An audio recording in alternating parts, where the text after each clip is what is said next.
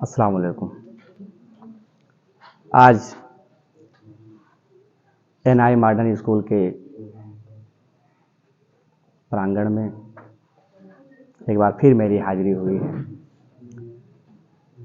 बच्चों के इस पुरस्कार वितरण समारोह में आकर काफ़ी अच्छा लगा। हमारे बीच में बहुत से सम्मानित लोग मौजूद हैं। इस कॉलेज के रूहे रवा भाई मोहम्मद सैफ साहब, भाई मुर्तज़ा हुसैन साहब,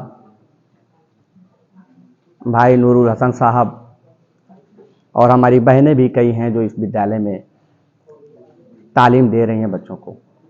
हमारे बीच में हमारे बड़े भाई हरदिल अजीज अनवरदानी साहब, भाई हमारे सद्दाम साहब, डॉक्टर अब्दुल कलाम साहब, बड़े भैया बेचन यादव जी और शेर व शायरी की दुनिया में इस इलाके का नाम रोशन करने वाले भाई फ़खरुल इस्लाम साहब और हमारे बहुत से अजीज बैठे हुए हैं। मैं विद्यालय परिवार का तहे दिल से शुक्रिया अदा करता हूं कि आपने फिर मुझे एक बार इस खूबसूरत प्रोग्राम में बुलाकर जो मुझे इज्जत बख्शी है, उसके लिए मैं आपका सबका तहे दिल से शुक्रगुजार हूं।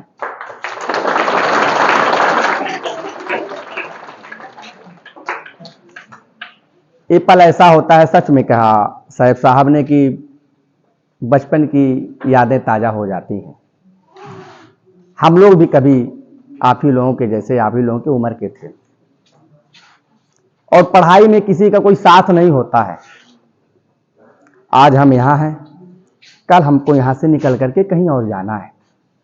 सबके साथ छूटने हैं, सबको बिछड़ना है एक दूसरे से, और फिर यही होगा कि बहुत तलाश करोगे नजर ना आऊंगा, मैं अपने होने का एहसास छोड़ जाऊंगा।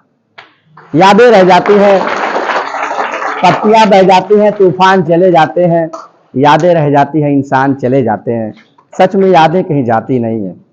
हमारे जो गुजरे हुए लम्हात होते हैं हमेशा याद आते हैं, और सबसे बेहतर जीवन ये होता है, सबसे प्यारा जीवन ये होता है। आज अभी बहुत सारे हमारे छोटे छोटे भाई और बहनें पुरस्कार पाएंगी। बहुत से ऐसे लोग होंगे जो इस पुरस्कार से महरूम रहेंगे क्योंकि उनको वो मुकाम हासिल नहीं हो पाया, लेकिन घबराने की जरूरत नहीं है। एक ऐसा कंपटीशन होता है कि इस कंपटीशन में आप जितना ज्यादा कंपटीशन करेंगे उसमें आपको तरक्की मिलेगी, उसको कोई रोक नहीं सकता है। सफर में धूप तो होगी, जो चल सको तो चलो, सभी हैं भीड़ में, तुम भी निकल सको तो चलो। किसी के वास्ते राहें कहां बदलती हैं, तुम अपने आप को खुद ही बदल सको तो चलो।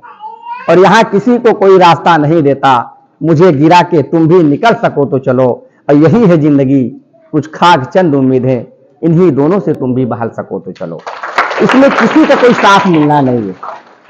आपको पढ़ाई में अच्छा मुकाम हासिल करने के लिए, तालीम हासिल करने के लिए आपको मेहनत करनी पड़ेगी। ये कोई जरूरी नहीं है कि आप तालीम हासिल कर करके कोई अच्छी नौकरी पा जाएं।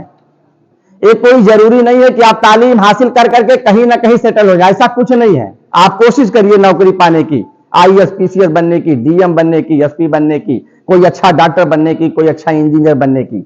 लेकिन कोशिश के साथ साथ अगर आपको मंजिल नहीं मिल पाती है तब भी आपको घबराने की जरूरत नहीं, आपको परेशान होने की जरूरत नहीं है।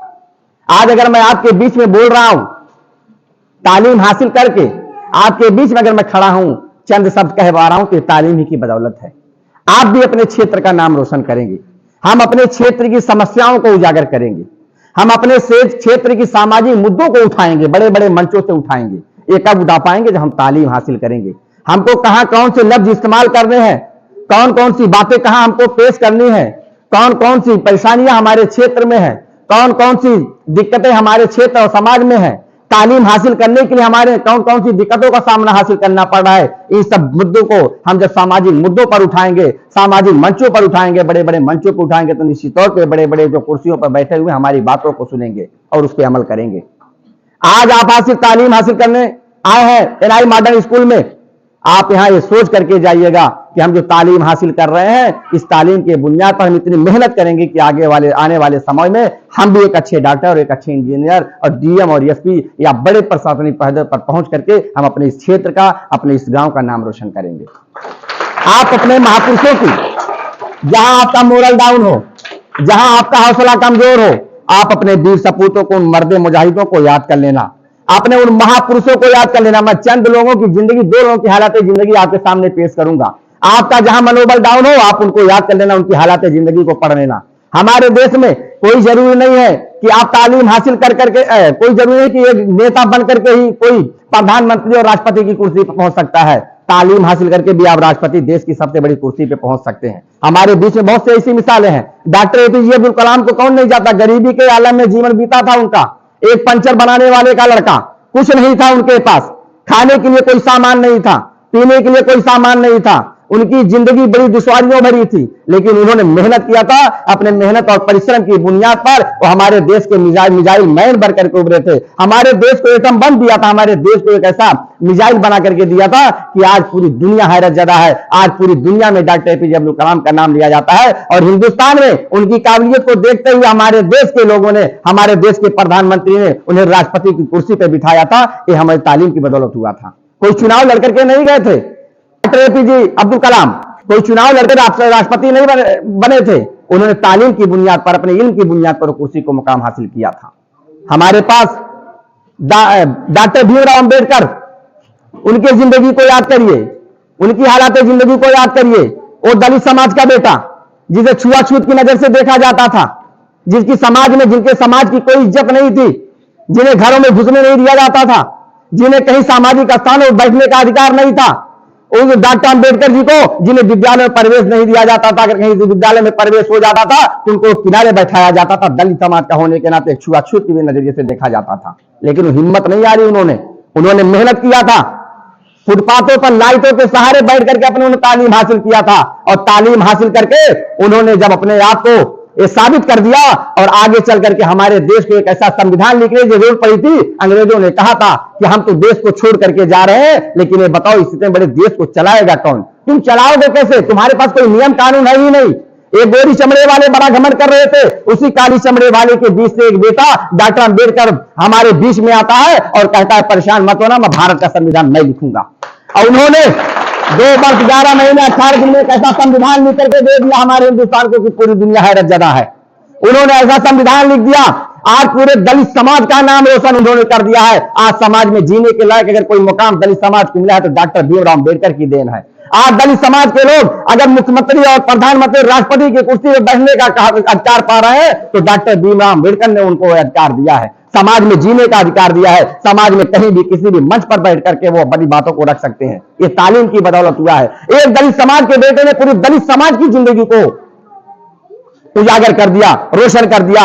इसीलिए आज मेरे भाइयों, मेरे बहनों, आपको घबराना नहीं है। पिछली बार भी मैं आया था आपके बीच में, बहुत सारे लोग पुरस्कार पाए थे, बहुत सारे लोग नहीं पाए थे। मैंने कहा था आपको घबराना नहीं है, आप मेहनत करना, हिम्मत नहीं हारना। ये तो आपका प्रोत्साहन है, आपको प्रोत्साहित किया जा रहा है। इसलिए प्रोत्साहित किया जा रहा है अच्छे नंबरों से आने वाले बच्चों को कि आप भी मेहनत करो। अगर कुछ कमियां रह गई हैं तो आप भी इसको दूर करो। आप घरों पर जाओ, एक टाइम बना लो पढ़ाई का। आप खेल कूद में भी ध्यान रखो, हर एक चीज में ध्यान रखो, लेकिन उसके साथ एक पढ़ाई का भी एक शेड्यूल बना लो। आप घर पे रहो, पढ़ाई से हमको ये भी पता चलता है कि हमको बड़ों की इज्जत कैसे करनी चाहिए, अपने माँ बाप की नाफरमानी नहीं करनी चाहिए, हमें अपने माँ बाप की इज्जत करनी चाहिए, अपने छोटों से प्यार करना चाहिए। तालीम हमें सिखाती है।